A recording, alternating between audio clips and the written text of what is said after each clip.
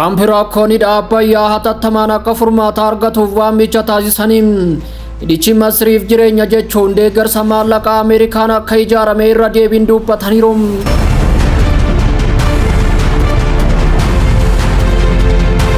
Hidhaan guddichi Itoophiyaa Afrikaa keessatti qormaata nageenyaa cimaa keessaa tokko ta'uu ibsuun hidhichi rakkoo baay'ee hamaa ta'edha jechuun Tiraamp dubbataniiru. Akkuma beekamu Ameerikaan kanaan dura ijaarsa hidhaa kanaaf deeggarsa maallaqaa kan goote ta'uu ibsuun dhimmoonni isheen uumte maaliif akka sirriitti hin ilaalamne naaf hin galle jechuun dabalaniiru.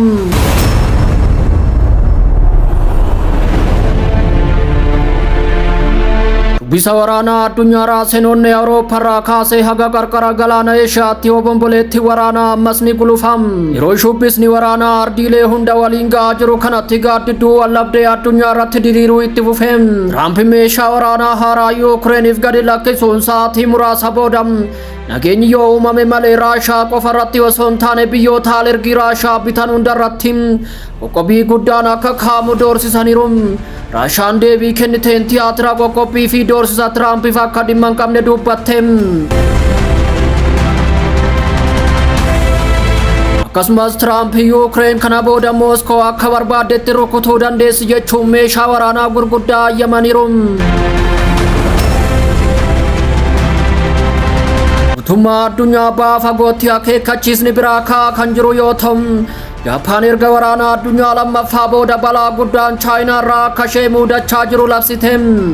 Gabaasa waraanaa fuula 534 qabu keessatti Jaapaan fakkii waraanaa labsite. Dooniiwwan waraanaa Chaayinaa qarqara galaanaa ishee gubbaa naanna'aa jiru. Xiyyaaronni boombii Raashaa Beejingii waliin balali'aa jiru. Misaa'eloonni koriyaa kaabaa onnee Tookiyootti akeekaniiru.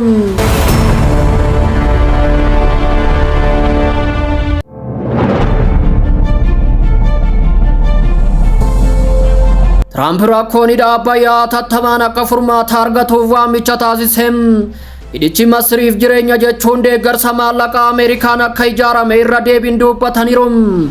Pirezidaantiin Ameerikaa Doonaald Tiraamp wallabdee yeroo dheeraaf Masrii fi Itoophiyaa gidduutti hidha haaromsaa guddicha irratti mudate hatattamaa fi ariitiin akka furamuuf gaafataniiru.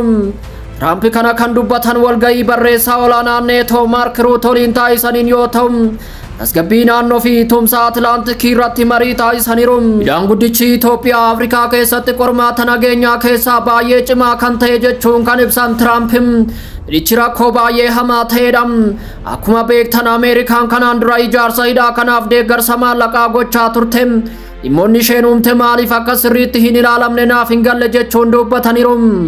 Falmiin kun kana booda dhimma wallabdee naannoo qofa osoo hin taane Masriif jireenya biyyaalessaa ta'uu cimsanii dubbataniiru. Hidhi kun uummata Masriitiif jireenya mataasaa bakka bu'a jechuun furmaata barbaaduu qabna. Dafnee argachuus qabna jechuun dubbateera. Hidhaan kun waggoota kurnanii oliif Itoophiyaa, Masrii fi Suudaan gidduutti madda wallabdee ture.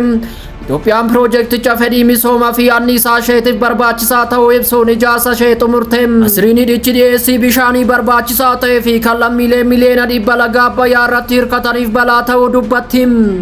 Yaanni Tiraamp kun waamicha idil addunyaa cimaa marii ariifachiisaa ta'e keessaa tokko yoo ta'u, bulchiinsi USA kanaan dura gahee gidduu seenummaa taphatee ture. Amma ammaatti waliigaltee bal'aa irra hin geenye jechuun osoo yeroon hin qisaasa'iin amma waliigaltee irraa akka ga'an ni taasifna jechuun dabalaniiru.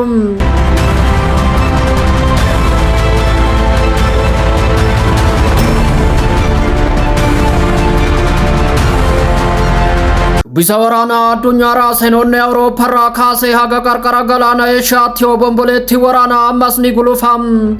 Yeroo shubbisni waraanaa ardiilee hunda waliin ga'aa jiru kanatti gaaddidduu wallabdee addunyaa irratti diriiruu itti fufeem. Tiraamp labsii nama rifachiisuun addunyaa raasem. Pirezidaantii USA waa'ee gantummaa fi amantaa cabsuu dubbateera. Utitti muufadheeram garuu isa waliin hin xumurre jechuun BBCtti himeem. Kunis kan ta'e erga Tiraamp meeshaa waraanaa haaraa Yuukireeniif gadi lakkisanii sa'aatii muraasa booda yoo ta'u, nageenyi yoo uumame malee Raashaa qofa irratti osoo hin taane biyyoota alergii Raashaa bitan hunda irratti qoqqobbiin akka kaamu doorsisaniiru. Raashaan deebii kenniteef tiyaatira qoqqobbii fi doorsisa Tiraampiif akka dhimma hin qabne dubbatte. Tiyaatira dhukkubsataa pirezidaantiin Ameerikaa Doonaald Tiraamp guyyaa tokko dura Kremliniif kennan irraa dhimma hin qabu jette. waraanni yeroo tokko dhoksaa ture amma gabatee cheezii addunyaa misaa'ela qoqqobbii fi magaalota caccabsuu itti fufeem.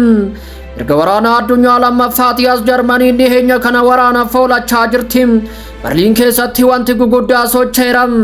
Jarmanii yeroo tokko callistee turte amma sibiila fi abiddaan bo'aa jirti. Ministeerri ittisaa Jarmanii sirna misaa'ela Ameerikaa Patriot jedhamu gara Yuukireenitti erguuf waadaa galaniiru.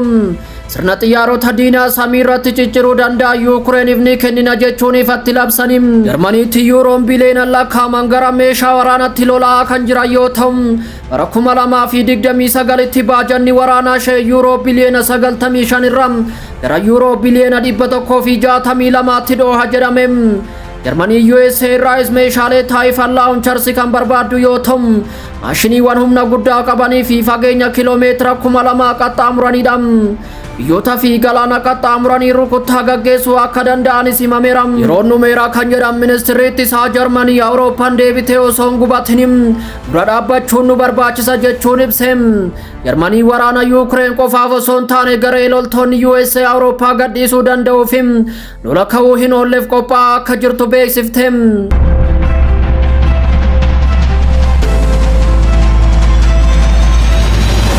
Guutummaa baha fagootti akeekkachiisni biraa ka'aa kan jiru yoo ta'u, yeroo kana Jaapaan erga waraana addunyaa lammaffaa booda balaa guddaan Chaayinaa irraa akka ishee mudate labsiteem.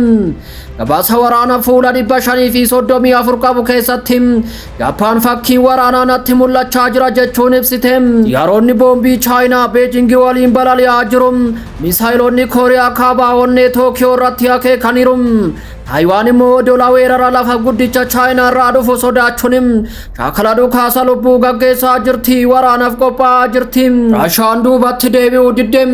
Chaayinaan gara fuulduraatti hiriira baateem. Jarmaniin irra deebitee waraanaaf hamuummachaa jirti. Ameerikaa sodaattee jirti. Japaanii fi Taiwan liqimfamuuf jiru. Gaafa sana waraanni addunyaa sadaffaan futtaafatam. Kuni asaasa durii miti. Kuni gaafa waraanaati. Addunyaa ija jaamsee gara qarqara waraanaatti erguuf jira. Dippiloomaasiin ni injifatamoo misaa'eloonni sun sagalee guddaadhaan ni dubbatu. Namni beeku hin jiru. Har'a garuu asheeta nagaa keessatti abiddi reefu jalqabeem. Addunyaan guyyaa kana ni yaadatti. Guyyaa hooggantoonni bo'anim gamtaan caccabee fi qilleensi waraanaa keef irraa aga Tookiyootti iyyeem.